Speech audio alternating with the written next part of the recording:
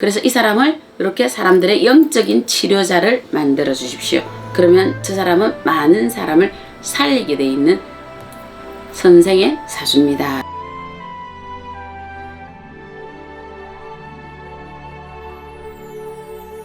네, 작두신당의 정정은입니다. 오늘은 또 단명, 우리가 청춘에 간다, 젊어서 간다, 요런 양반들이 또 많은 집안에 대해서 이렇게 거론을 하다 보니까, 그래도 사람이 어찌됐든 장수 수명장수가 제일 중요하잖아요. 그죠? 그래서 수명에 대해서 말씀을 드리겠습니다. 단명이 있는 사주들이 더러더러 들어옵니다. 우리가 이래 보면 어떤 사람은 3세, 어떤 사람은 7세, 그래서 왜 7세 전에 그 사람의 명이 다 한다 이런 경우도 들어오거든요. 그렇듯이 요 경우가 왜 들어오느냐 하면 요 집안에 물론 어떤 이런 연유도 들어오는데, 요 정세가 간혹 부모를, 이 아이를 놓고 나서 부모가 이별하는 경우나, 아니면 또 아버지나 엄마 두 분 중에 한 분이 또 돌아가시는 경우가 생긴다거나, 요런 경우가 1차적으로 들어옵니다. 그리고 2차적으로 들어오는 게 이 아이가 3세, 7세 요렇게 이 아이가 내가 몸이 아프거나 아니면 이때 죽을 뻔하거나 어디 뭐 사고가 있었다거나 이러면서 요 아이가 내가 몸으로 먼저 받는다 이래 보시는 거거든요. 그런데 세 번째 이 아이가 또 들어오는 거는 어떻게 들어오느냐, 이 사람이 학업을 해야 되는 사람이 학업의 길로 가지를 못하고 몸이 아야지야 되다 보니까 명주라고 학업하고 바꿔버립니다. 그래서 간혹 아이들이 학업을 중간에 놓을 때가 있을 겁니다. 그럴 때는 엄마들이 보실 때 얘가 이렇다라고 생각하지 말고, 얘가 내가 사주에 20세 전에 미성년자 전에 요렇게 이 아이가 수명 명줄이 끊어지라는 것이다.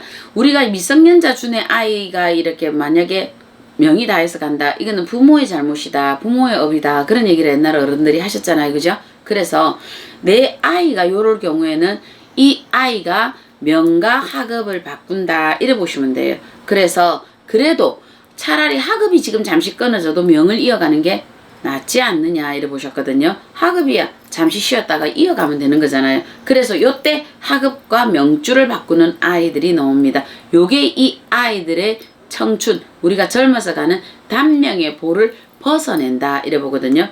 근데 요 아이들의 고비간세는 요 아이들의 사주를 바꿀 수 있는 사실은 29세까지 흘러가더라고요. 왜? 요때 되어서 이 아이가 죽을 목숨이 살아났단 말이에요. 누가 이어주었든, 부모의 공덕으로 왔든, 아니면 본인의 어떤 공덕으로 왔든, 아니면 나의 어떤 업으로 왔든, 그러면 요 사람이 이렇게 왔을 때 우리가 아셔야 되는 거는, 이 아이가 내가 공부로 학업으로 가든, 이 아이가 기술로 가든, 이 아이가 어떤 걸로 가서라도 이 아이는 내가 여러 사람을 그래도 살리는 업으로 살아가라 이래 보시는 거거든요. 그래서 이 아이들이 우리가 잘 풀려나갔을 때 사람을 살리는 활인업으로 갔으니까 의사가 되었다 이래 보이는 거거든요. 그러면 이렇게 여러 사람의 명을 이어줬다 이래 보시는 거고, 그게 안 되면 내가 어떤 방편으로 큰 업을 해서 사람을 살렸든, 작은 업이라도 사람을 살렸든 이렇게 가신다라면 자기의 이 사주가 턴돼 버렸다 이래 보시는 거거든요.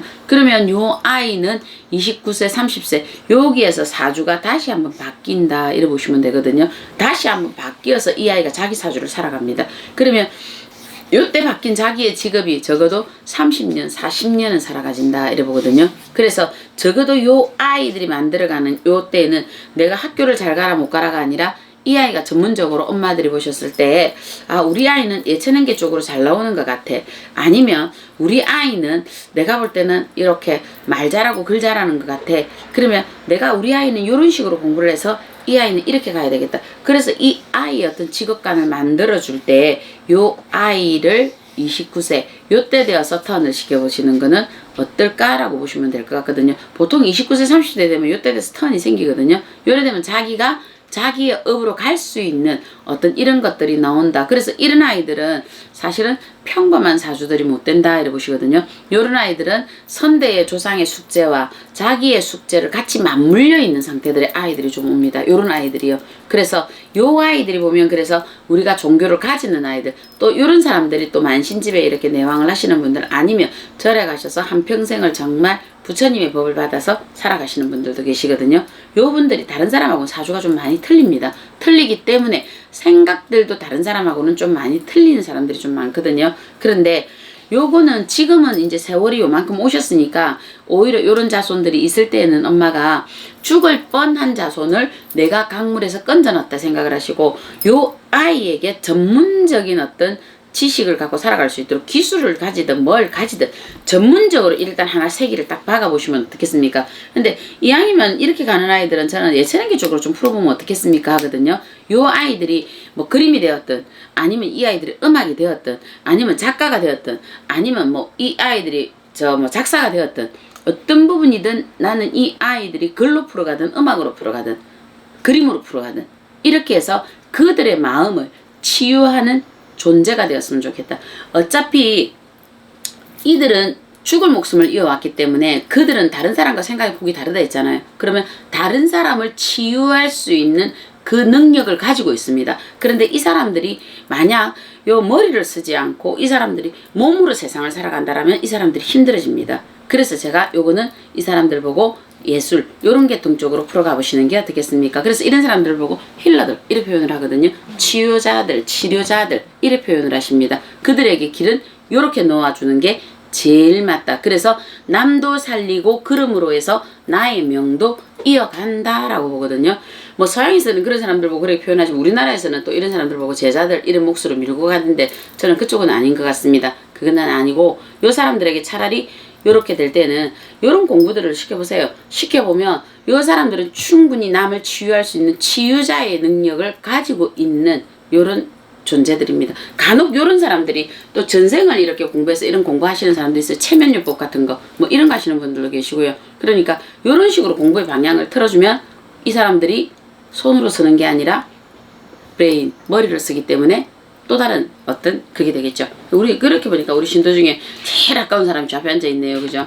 아 젊은 날 7살이나 한 20살에 만났으면 그래 했을 텐데 근데 그때 나 무당 아니었어. 안 돼. 그러니까 지금 만약에 저런 사람이 온다라면 저는 그랬을 것 같아요. 아, 요 사람을 공부를 요렇게 시켜서 요 사람을 이런 쪽으로 시키세요. 그래서 이 사람을 이렇게 사람들의 영적인 치료자를 만들어 주십시오. 그러면 저 사람은 많은 사람을 살리게 돼 있는 선생의 사주입니다. 라고 얘기를 합니다. 네, 작두신당의 정정은이었습니다.